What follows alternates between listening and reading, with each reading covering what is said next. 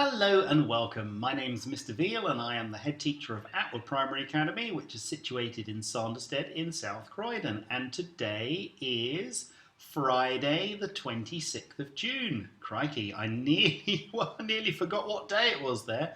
I had to look down at my screen because I don't know about you, the days and the week seem to be flashing past, and it's just been such a fantastic week for the children and staff at Atwood.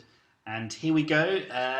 You know the weather's coming up. If it's Mr Veale, it's been incredibly hot pretty much all week. It's been a blessing and a slight curse, I suppose, because the blessing is that we've been able to get outside and learn outside, but the curse is it's been very, very warm, and we've had to be very diligent with our sunscreen and our hats and so on. And I've been trying to lead by example. Most of you have noticed on the gate that I'm wearing sometimes my straw hat because perhaps haven't got as much hair as I was used to when I was younger. So it's very important to keep sun safe, isn't it?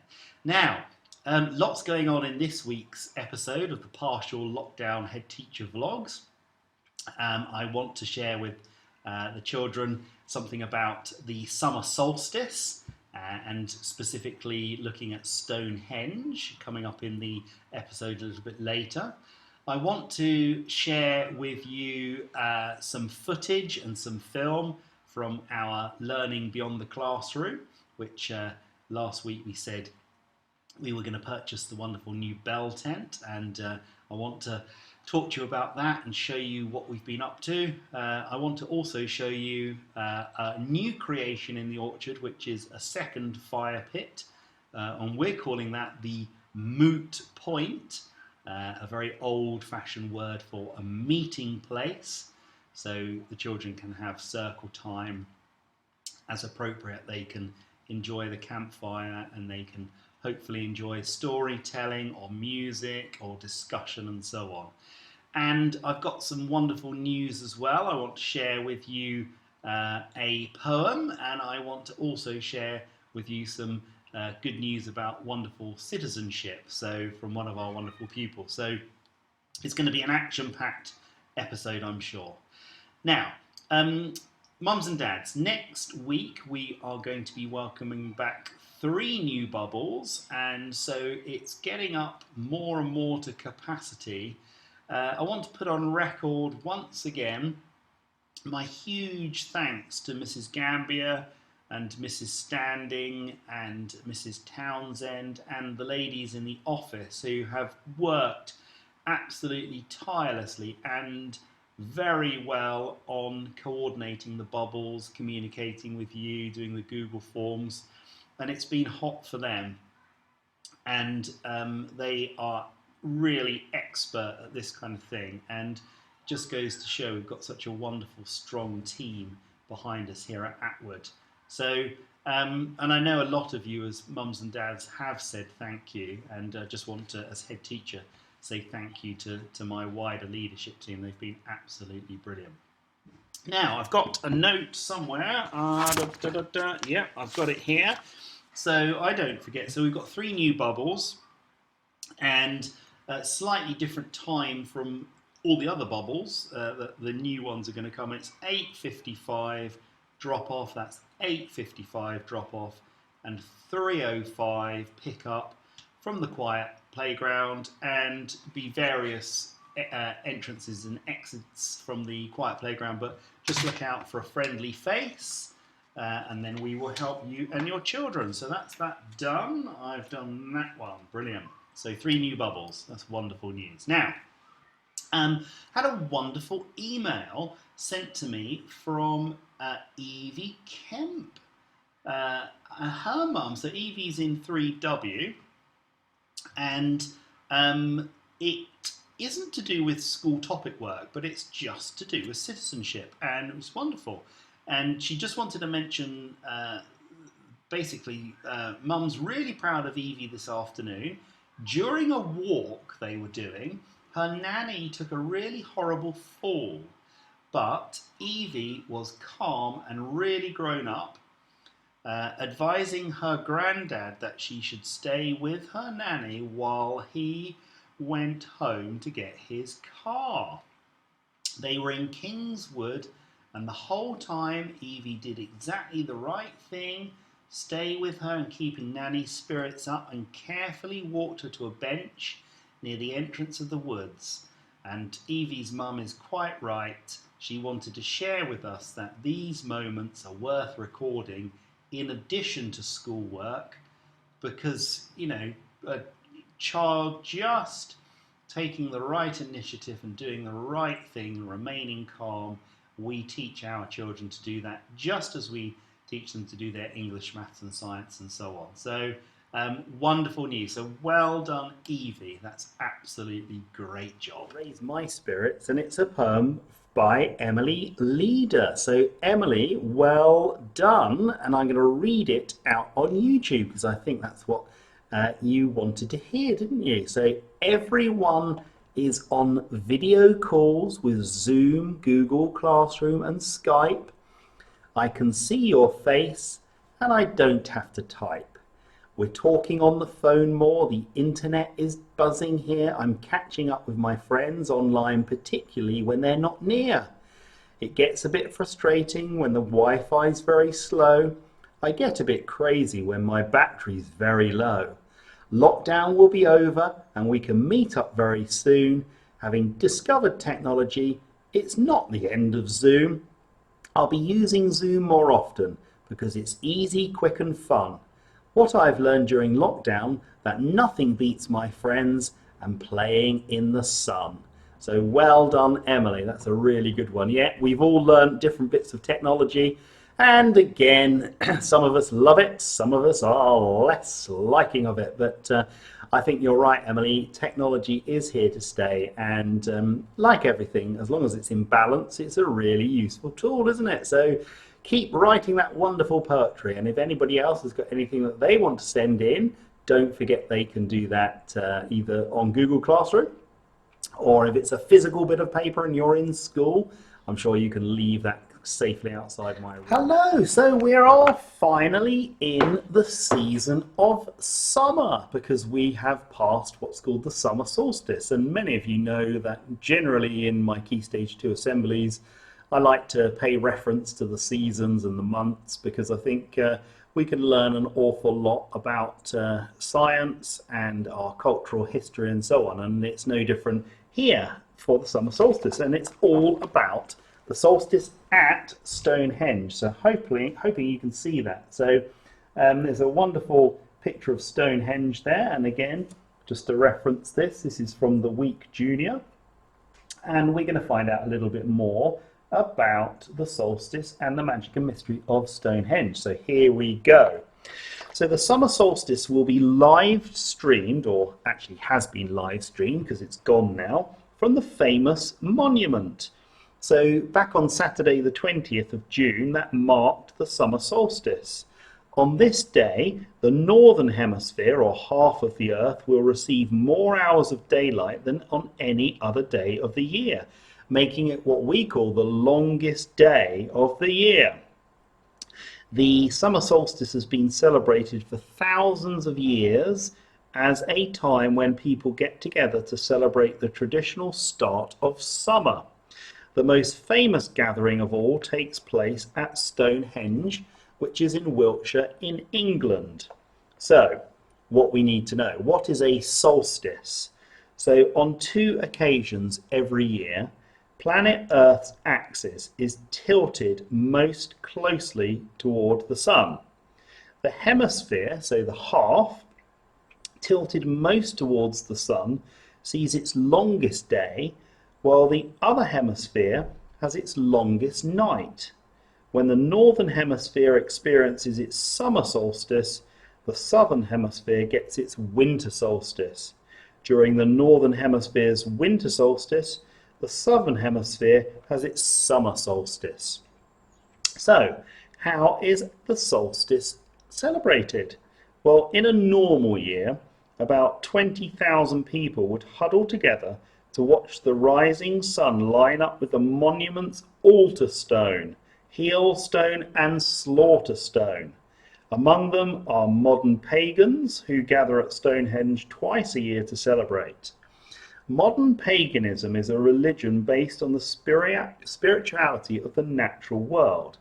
But this year, because of coronavirus, English Heritage, the organisation that looks after Stonehenge, will film the event instead. So that's, probably a bit different from people who wanted to celebrate in person. So let's find out a bit more about Stonehenge. So we know we've got some different circles of stones. Don't know whether you can see, hopefully you can see where my thumb is there. So the outer circle was made from 30 huge slabs of vertical rock, and they're called sarsens. These weighed up to 50 tons. On top of these sat a row of stones that formed a continuous ring. So then there's the altar stone. Partially buried beneath two fallen stones lies the altar stone. It is a broken slab of sandstone all the way from Wales. Nobody knows if the altar stone was originally laid flat or it once stood upright. Then you've got blue stones. These are much smaller stones that stood at Stonehenge before the other stones were added. They came from Wales and weigh up to 4 tons each. They have a slight blue tint when they get wet. And then finally, the heel stone weighs around 36 tons, and it is huge, unshaped boulder of reddish sandstone. It stands separately from a small circular ditch away from the larger stone circle. So it's fascinating. So let's find out a little bit more about Stonehenge. Well, Stonehenge is a man-made monument of giant rocks that were arranged in a circle around 4,500 years ago. New rocks were added over the centuries, and the last known change was made around 1,500 BC. So what's that? That's about 3,500 years ago. There are 2 different kinds of stone used, the larger sarsens and the smaller blue stones. These are still visible today. Stonehenge forms part of an ancient landscape that includes more than 350 burial mounds and other prehistoric monuments. It's not just Stonehenge there. I was watching another YouTube film about this because this fascinates me, and it's a whole complex of other really interesting prehistoric monuments. So the biggest mystery, of course, was because it was built so many thousands of years ago without the aid of mechanical diggers and cranes and so on. How was it built, and how did they get the stones all the way from Wales all the way to Wiltshire? So it's one of those mysterious questions that have puzzled archaeologists and historians and just general people for a long time. So it's a question that people have been trying to answer for centuries. How could ancient Britons in 2500 BC have moved huge slabs of rock to the site? Well, one legend claimed that the giants built the monument on a mountain in Ireland, and Merlin, the wizard, magically moved the stones. What experts do know is that some of the stones were brought from 140 miles away in Wales, and scientists believe people split the slabs by hammering wedges of wood into cracks in the stone. When the wood was wet, it expanded and gradually split the stone in 2. The rock was then shaped using stone chisels and hammers. Big ditches were dug, and each of the stones was slotted into them before being lifted into place using primitive ropes. The ditches were then packed with earth and rocks to hold the stones in place. And then finally, another thing that's fascinated and perplexed people is actually what was the purpose of Stonehenge? What was it used for? So, well, most historians believe that Stonehenge was used for one of 2 things. Some researchers think it was a holy site, and sick people would visit it in the hope of being healed by the monument's power. Others think it was somewhere for scientific research related to the moon and the sun. The stones are arranged to line up with the sunrise on the summer solstice and the sunset on the winter solstice. Therefore, it might have been linked to a primitive calendar. Everybody agrees that it was also used as a place where important funeral ceremonies were performed. And there's a little side fact here. In blue, it says, did you know In 2014, the US president at the time, Barack Obama, visited Stonehenge on his way on his way back from an event in Newport in Wales. So there we go. It's a bit more about Stonehenge. I hope you enjoyed that one. I enjoyed sharing it with you. Well, it's coming to the end of this week's episode, and I just wanted to leave you with some news about what we got up to this week, which involved putting up the bell tent. We did some more cooking out of doors. We made a new moot point, a meeting point for our children, and we did lots of things besides, trying to get outside and enjoy this lovely weather now that we are in summer. And the thing is, with my editing software, I can't, if I want to have music kind of going alongside tracks, it crashes my computer, which is really irritating. So I just want you to be bearing with me. So sometimes it goes a bit quiet because I sometimes take away some of the audio, but that's really by and by, isn't it? That's technology not working in my favour this time. But the most important thing is for me is that you have a good look and a good glimpse about what some of the wonderful activities that we get up to at Atwood, because we feel that we are a very unique and very special school, and we all absolutely love coming to work here, and we absolutely hope that your children really enjoy their time with us, even making the most out of what is quite an unusual time, isn't it? So in the meantime, I really can't wait to get on with next week, welcoming back some more children in 3 more new bubbles, and gradually getting back to normal. So take care, guys, and I will see you soon. Take care. Bye.